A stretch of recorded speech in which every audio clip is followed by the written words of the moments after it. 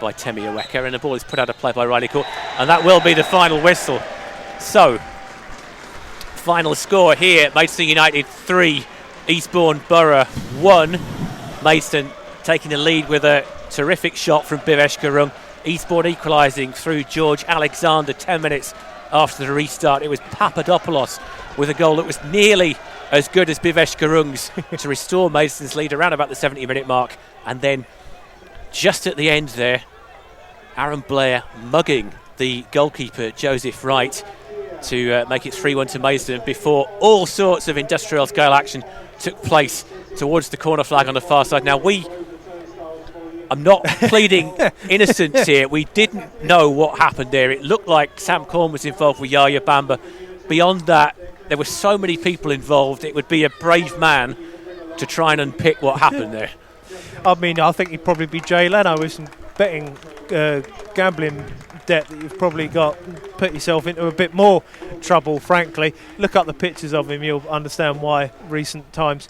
You'd have to be in a lot of trouble already to try and put yourself into further trouble, try and work that out. It's a long-winded way, Fred, of saying I agree with you on that point, because Corn and Bamble were both tussling with each other, both got a good push on each other, but Corn's one right at the end was a flying one right into the hoarding over on the far side there, and quite a number of players were getting involved trying to pull each other apart. And listen, it was already a lively enough game, a lot of action, not many clear-cut chances, and the chances that were taken very efficiently by both sides. You know, Bhivesh's shot just out of nowhere. The game really hadn't got going at that stage, but he really brought it to life, brought the place to life tonight as well with an absolutely stunning finish, just 6 days short of the Barrow anniversary of the goal that he scored, the one a season that the boy gets. But it's nice to see Craig Fagan and Dominic Odesandia shaking hands there, and Pavey as well, so embracing. So all of that heat seems to have been taken out of the situation. Yeah. I know a lot of these guys will know each other.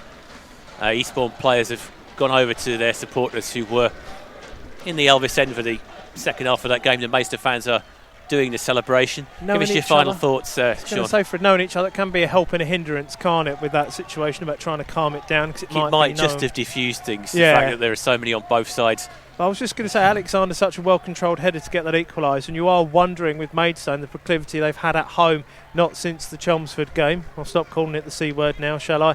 Because ever since then it's been fairly plain sailing at home.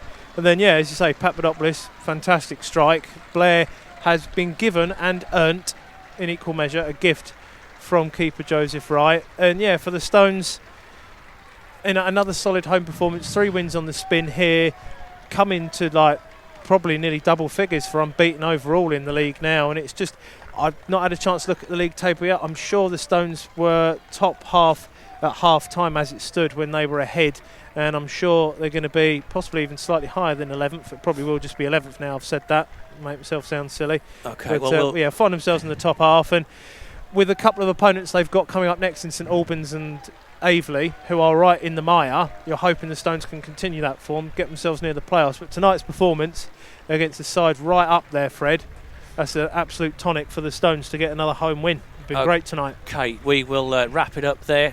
Maidstone taking a deserved ovation from the Elvis End fans and from the fans on the main stand. And we will be back here on Saturday for commentary. There'll be St Albans City, who are the visitors, with Harry Wheeler in charge, perhaps, if they don't at time of recording a manager in the meantime.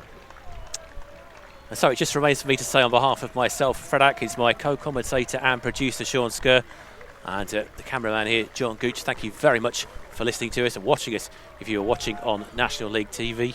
And we'll see you all again on Saturday. Cheers. As always, come on you Stones. Good night.